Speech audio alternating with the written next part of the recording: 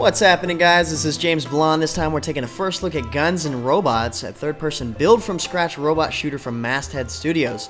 The game just received some updates balancing out some of the weapons and engines and also adding a couple new items as well, just like the Stingray right here. So I've got my Stingray, I've made my robot. This is Rusty, and let's go ahead and get in the game. I'll show you what the Stingray can do, and we'll come back and take a look at the customization afterwards. Nice, so it looks like we already got 2 people in game. I'm rank 1, this Prodigy guy is rank 3, and Bring It is rank 3, so hopefully we can get one more rank 1 guy.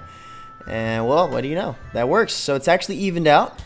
Some of the games that I've been playing actually had a little bit higher level, or actually quite a bit higher level players that I had to go up against, and those games didn't really last long. I mean, the matches only last about 50-something seconds just because, I mean, you're just running from them. Sometimes if you're a level 1 character and you've got a level 14 character robot like following you around, it's a big living room.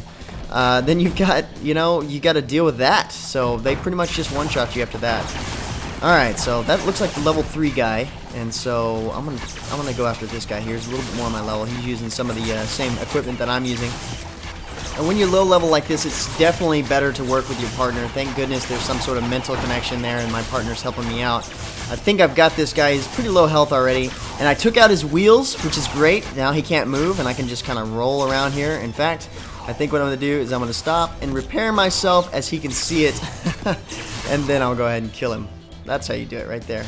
So you've got 3 major parts to your robot. You've got your head, your torso, and your chassis. That's it.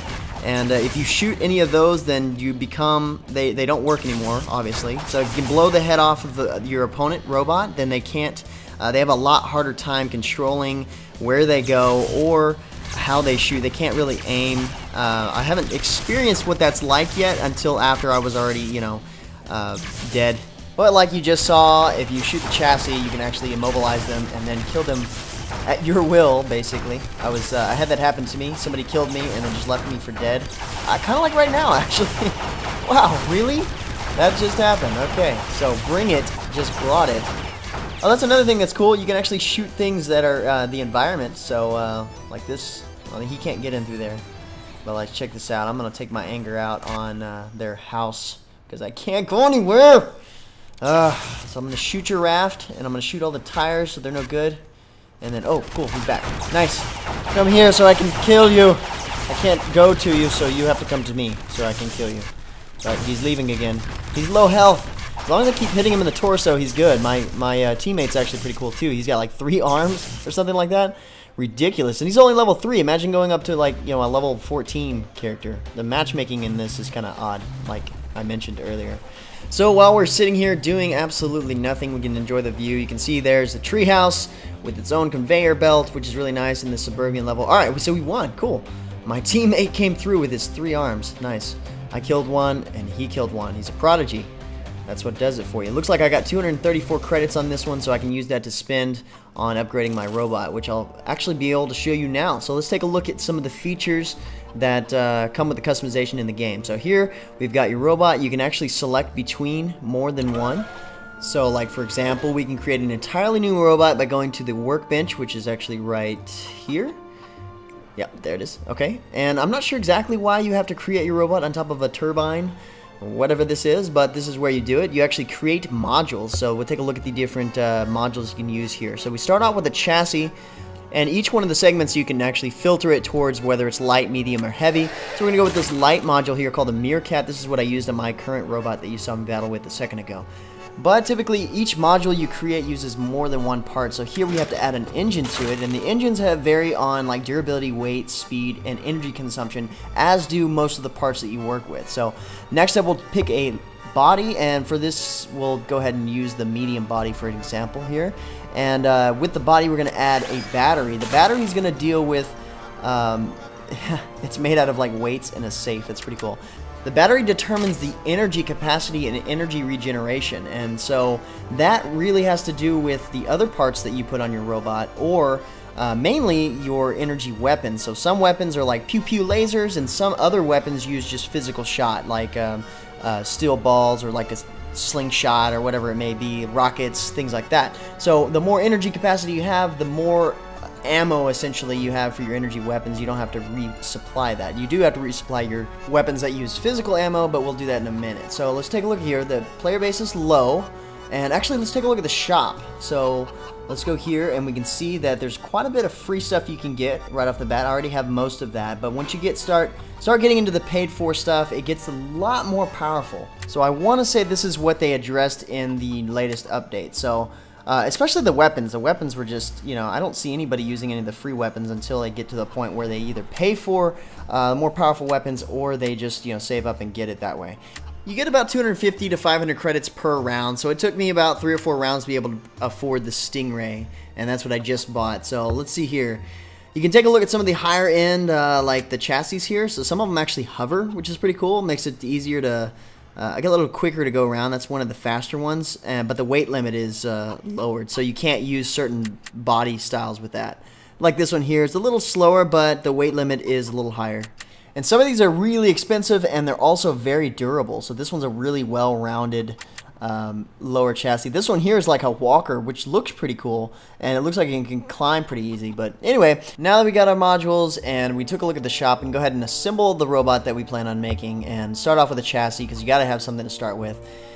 Here's the Meerkat. This is the one we used, and say if you don't want to use that, you can see the stats on the side. If you don't want to use it, you can right-click and get rid of it, and you can swap out the other one. This one actually has 297 durability and various stats on it, things like that. I actually want to go with the other one that I had, just because that's the one that I spent the time in putting together in the workbench. And now we're going to assemble the body. Choose the body based on the modules we have. We're going to put on the weapons, and you can see the stats are updating on the side here, on the right-hand side here, as you add modules to it. And if you want to look at the individual stats, you can always just click on the module itself. You can see the stats down at the bottom lower left. And you add the weapons accordingly to which click you want to use. So left and right click actually fires whichever weapons. The heads don't really do anything different until you get into the higher ones. They give you a little bit of stat boost. So now we have to resupply our ammo.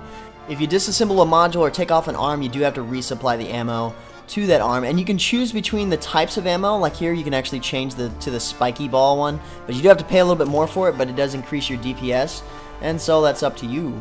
I'm sure your different weapons like you can get from the shop will have more ammo accordingly. So you can go in here and also repair your robot. You do have to do this after every match. I've got mine set to auto repair just because the low level, and I only have one original robot, which I'm going to go back to play the next round. So essentially what you're trying to do is you're trying to build a robot that gives you the stats you want out of the parts necessary to make those stats to give you the playstyle that you're looking for in battle. And essentially that's what I've done here. So I've got my Stingray equipped, which is the new, oops, didn't mean to do that. I actually put it back on. Since I dropped it, I've got to resupply it. But the Stingray is one of the new weapons that they added in the update, which shoots like electronic darts that if they connect, then they stun your enemy for a little while. They kind of slow them down a little bit, and I believe it messes with their energy system. Anyway, we're going to get in a game. Hopefully it doesn't take very long for us to get in a game. It's going to be a 2v2 again. According to the official games website, it says that there are team deathmatch, and like some sort of battle arena and racing and things like that. So there's actually all kinds of different game modes, but it doesn't look like we have access to that yet. The game is still in like a closed/open beta. Not hard to get into, but it's kind of limited on what it offers right at the moment. I've played about 8 or 9 different matches, and I haven't seen any other levels in addition to the suburban level, which we're about to play again, and then another level that takes place in like the Old West, like in a mining town or something, gold mining town, and it's got a mine shaft. It's a bigger level. I actually like that one better. You have a lot more places to hide and kind of like scope out things. You can, oh no, don't leave. Okay, we're good. Even better. We got the Terminator. We got somebody with some experience killing. Nice. And he's on my team. Good. Hasta la vista, baby. Hopefully that's what he says to the enemies and doesn't go searching for John Connor or something. I actually played a match not long ago where the queue was long enough to where my partner was just AFK the entire time. He was a level like 12 or something like that, and then finally he woke up and started killing other people. But that doesn't seem to be a problem this time. We're going to go and hunt these guys down. Like I said, it's kind of odd, the suburban level. I feel like I'm in Toy Story or something. What you got? Hopefully this is the lower level guy. I'm going to stick around this repair area, and hopefully I can back up into it when I need to be repaired. I'm going to go ahead and do that. No! Crap! Oh man, I just gave it to him. What the hell? That was smart. Oh well, hopefully he didn't really need it and then just wasted it. I didn't get it though, that's what I wanted to get. This guy's taking good damage and hopefully the Terminator backs me up here. I saw him just a second ago. Where'd you go? Where'd you go? Just shoot this guy. I guess he's going after the other guy. This guy, the other guy's sniping us from the treehouse. Alright, this is just gonna be crazy. I'm gonna go first chassis. Alright, we got it. Cool, nice. That does some pretty good power. I think Terminator's helping me there. I can't really see his shots though. It's a bit weird. Oh, got a power up. What is this? Medium shield. I'll take it. That's fine. Shoot this guy in the body because that kills him faster. And he exploded. So now I'm going to take this guy. I'm going to get on the roof. Hopefully I can get a vantage point from behind here. And he can't really hit us from here. I can definitely shoot him from here. Nice. So one thing that would be nice in the game is if maybe the body or the chassis or something like that had like a skill shot that would be added to your character. That'd be kind of cool. Like, you know, I don't know, like if you had a certain body, then you could like hit a skill button to where you basically turn into a box like Wally or something, and then you were indestructible for a certain amount of time or something like that. I don't know. That would be cool if they added those skills sort of things in the game. It would also be neat if, you know, you had like these sort of battles where there's like, oh, that's pretty cool. Where there's like 16 different people like fighting it. Oh no. You know, if you had like a big massive battle or something where there's like 16 different people fighting a deathmatch, or even, you know, just regular team deathmatch, instead of the 2v2 is just a little, I don't know, a little restricting on the game. Well, I'm grounded here, but at least I'm in an area where I can still shoot him. He's gonna have to figure that out. I don't think he knows that I'm stuck. He just knows that I'm shooting at him and his health is low. Oh crap! Now I guess he's leaving. What the hell? No! I'm gonna shoot him down here. This is my only chance. And yeah, there you go. That's how you do it right there. Blam! Victory. We both got a kill on that. We did it in 2 minutes and 23 seconds. Not bad, not bad. 53% accuracy. I don't know how that's determined because it looked like I shot everything. But anyway, guys, that's gonna be that's Guns and Robots. So it's a little early in the stages of the game. I think it's a fun game. It's got a good concept, but it's just it needs more. It needs more game modes. It needs more maps. It needs more players. The customization is definitely there and a big part of this game. I think that's a strong point. I guess the developers are taking it one step at a time. They just added some balance features and redid the shop system and changed some of the prices. Players now get more currency for their battles and whatnot, but the game is in an open beta state and you can check it out for yourself. If you're looking for more information, you can head over to their official website or check out the game profile at MMOHut.com. But until next time, guys, that's going to be it for me. I'm James Blonde. See you out there, gamers.